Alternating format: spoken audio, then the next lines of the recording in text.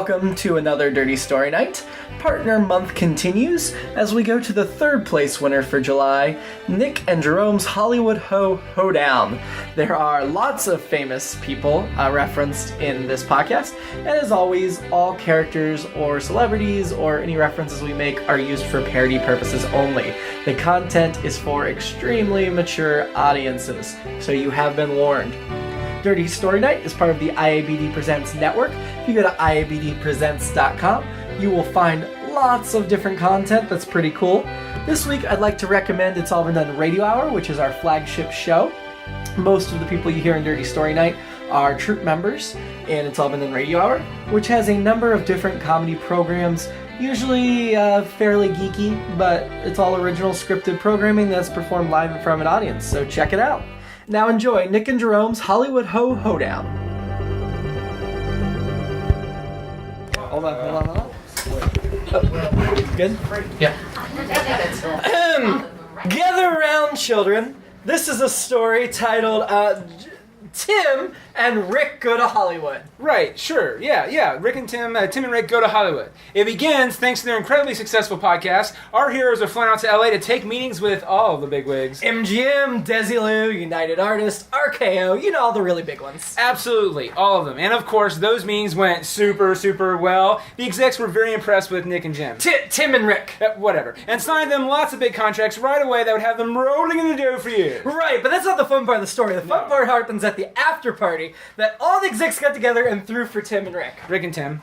And it was the biggest bash anyone ever seen. And Tim and Rick walked into, you guessed it, a big old fat Hollywood estate belonging to none other than Kaylee Kawako. And Kaylee, I thought it was cuckoo, but looking super fine, y'all, put Rick away and introduced her to Blossom herself, Miss Amy Farrah Fowler. Megan Bialik. Whatever. And she was having a conversation with Tina Fey, Liz Lemon in the hizzy, and they were talking about super smart intellectual stuff, and it was all sexy. Each sound escaping their sultry lips was super hot, making the bulge in Rick's pants, grow so much that it began to catch Tina's eye. Tina, though, classy lady, tried to remain calm and composed, continuing her conversation. Sure, but the other side of the room was way more heated. No sooner did Tim sit down on the couch, not a casting couch, mind you, but a regular big plush couch, then who should sit down next to him but Zooey Deschanel. They began talking. He was entranced by her organic, soy-scented breath, and the way every other sentence came out as a song.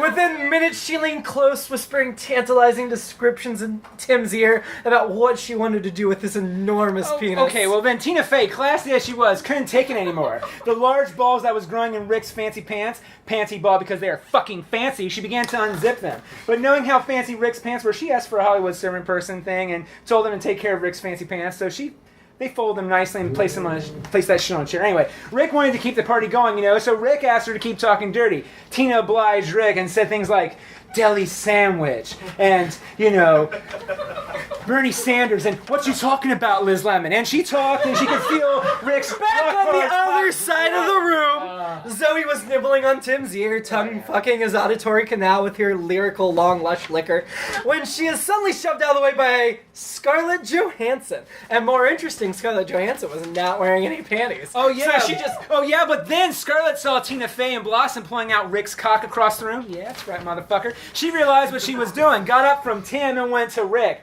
Scarlett, being Hollywood elite, though, has to make a fucking entrance. So she quickly adjusts herself, jumps high into the air, and does a superhero landing on Rick's cock. Booyah! Blossom and Tina Fey gave high fives as Scarlett began to fuck Rick. Then Blossom started fingering herself as Tina was awkwardly massaging Scarlett's boobies. And Zoe was glad she fought Scarlett off, which was totally the reason Scarlett had to settle for Rick. But now Zoe had even stiffer competition because Evangeline Lilly and Kristen Stewart climbed onto Tim's lap. The smells from their hairy armpits were entrancing, making the boner in Tim's pants rise even higher, if that was possible, bumping onto their boobs. Delighted, they quickly unwrapped his pecker, and because it was so big, they didn't even take turns as they looked up and down the shaft, with Zoe moving into tongue Tim's asshole. All right, wait, back to the good stuff. As Tina and Scarlett started going at it, Rick felt some soft and warm hands coming in from behind. Why? It was none other than fucking Betty White, motherfuckers. Like a fine wine! that's right. She pushed Scarlett out of the way and spread over, showing her sweet treats to Rick. As Blossom watched on, enticed, Tina and Scarlett began kissing and fondling Rick's cock as it glided its way into Betty's Yeah, but no one at the party was paying attention to Rick and his ugly old girls, because Tim's couch was getting very, very full, and the whole party wanted a taste of that tall tallywhacker. Amid the gathering crowd, Emma Watson marched authoritatively past everyone else, shoving them out of the way for feminism, she declared, before sinking her pretty pouty pussy down onto Tim's wood, somehow managing to take it all the way in, much to the surprise of everyone on the party, who really could not just believe how massive Tim really was. But wait, Rick's got that beat. You see, Betty went at it for a bit, but couldn't take it. That's right. Even though it was super lubed and ready to go, it was just too much for her pussy. And she tagged out. Who'd she tag in? Why, none other than superfine Taylor Swift. But Rick tagged that bitch out because, he's heard things and stuff. So then Taylor got all mad and tagged her old pal Amelia Clark, who walked out of the fireplace butt-ass naked and licked up and down Rick's shaft. By now, Tim was on the floor with women all over him. I mean, Kate Upton was nibbling gently and seductively on Tim's elbow, while Melissa Benoist tried to reenact her really hot sex tape, thanks Shane, on Tim. She couldn't get in very well, though, because Felicia Day elbowed her way onto Tim's lap and got a little geek and sundry up in the ass, if you know what I mean. Just then, out of the corner of his eye, Tim saw Katie Lotz with a strap on, and he came instantly. And so then Amelia hopped on board and asked Rick to talk dirty as she humped up and down on Rick's pole. Rick tried hard not to come. He started thinking of shit you shouldn't think of during sex, like Pokemon. No, wait, not Pokemon, like bread. Rick's stamina was fist pumping its way long and hard to awesome sex. But then Rick started thinking of birds like an eagle. And then he remembered that weird fun fact about eagles will fuck each other midair and shoot their orgasm while mating, which made how tight and awesome Amelia Clark's vajayjay was even more tempting. So he thought of Godzilla, which was hot but not too hot. Yeah, now Rick was tapping that ass and was lasting like a champ. That didn't matter because Tim has really, really good bounce back and was already up and fucking again. He eagerly helped Keira Knightley to the front of the line, where she took her place, bouncing on his freakishly large pole. If I mention how big it really is. Then Betty White, feeling bothered that no one was giving her an Emmy-sized cock up her beautifully wrinkly snatch, went up to Tim and lowered her cunt onto Tim's hungry mouth, and he stuck his tongue out in anticipation of the delicious, delectable Whoa. Seriously, dude, Betty White, you want my leftovers? Not particularly, but she's Betty White. You want to kick her out of bed, would you? I didn't kick her out. Betty couldn't take all that nitro up in there. But her pussy has Rick's cock juice, right? Yeah, I forgot. But, yeah, so that's when Rick realized that all he really wanted to do was to slob Tim's knob. What? Not as much as Tim wanted it up the poop chute from Rick, though.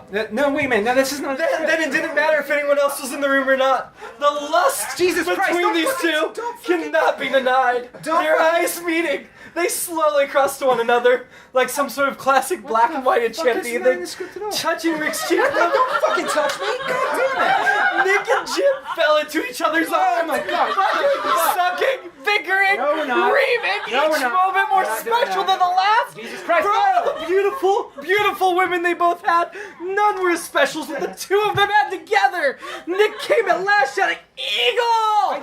exploding his splooge into Jim's tight ass. Okay, I wouldn't do that, okay? I would say eagle because yay scrubs, but no. After literally hours and hours of sex that collapsed on one another, sweaty, spent, finally satisfied, after years of bottling up their intense feelings for one another. Okay, and then Tim woke up from his dream and realized that he was gayer than gay, and Rick wasn't at all because Rick was dope and only into chicks at the end.